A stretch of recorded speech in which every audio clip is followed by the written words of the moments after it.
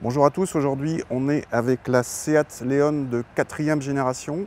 Par rapport à sa devancière, elle a beaucoup grandi puisqu'elle fait plus de 10 cm de plus en longueur. Elle atteint désormais 4,36 m, dont 5 pour l'empattement, ce qui devrait profiter aux places arrière. On va voir ça un petit peu plus loin.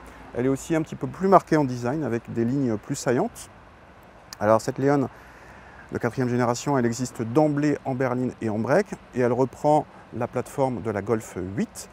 On retrouve donc des motorisations qui sont partagées avec cette Golf 8. En essence, pour l'instant, la gamme comporte un 3 cylindres, un litre TSI de 110 chevaux, un iTSI 150 avec une micro-hybridation associée à une boîte DSG, ou bien comme ici, un TSI 150 sans micro-hybridation, mais avec des activations des cylindres, associé à une boîte manuelle à 6 rapports. Notre modèle d'essai, il est en finition Excellence, qui est le 3e niveau sur 4 de finition, le haut de gamme étant le niveau FR.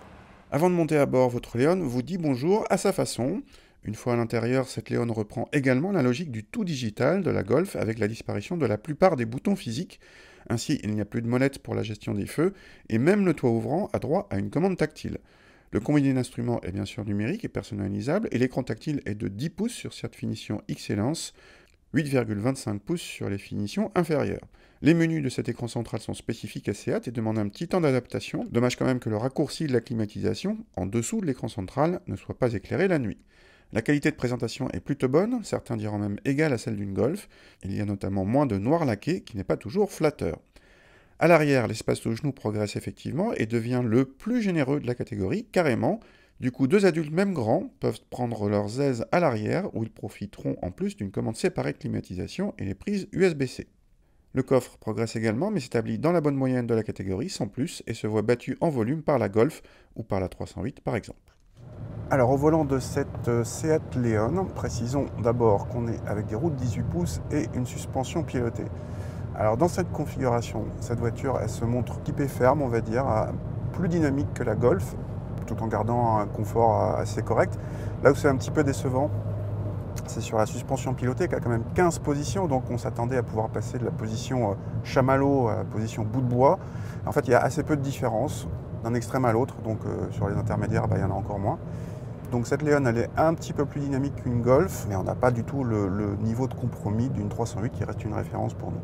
Pour la partie motorisation, donc on a ici le 1,5 litre TSI 150. Alors on n'a pas mesuré la voiture dans cette configuration, on l'a mesurée en break, donc un poil plus lourde, et on trouve 9 secondes pile pour le 0 à 100, 30 secondes 3 pour le millimètre départ arrêté. Et c'est pas mal, ça veut dire que voilà, il y a de la longe, c'est largement suffisant.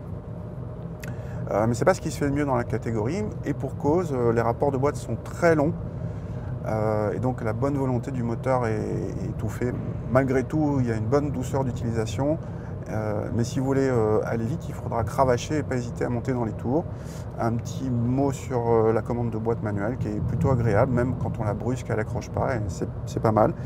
Mais pour ceux qui ont une image, on va dire, sportive de la Leon plutôt péchue, il faudra attendre les versions plus puissantes. Pour les consommations mesurées encore une fois avec la version break, donc un poil plus lourde, les chiffres sont bons pour la catégorie et parmi les meilleurs, hors modèle avec hybridation, mais une Golf avec le iTSI de 150 chevaux consomme 0,5 litres de moins selon nos mesures.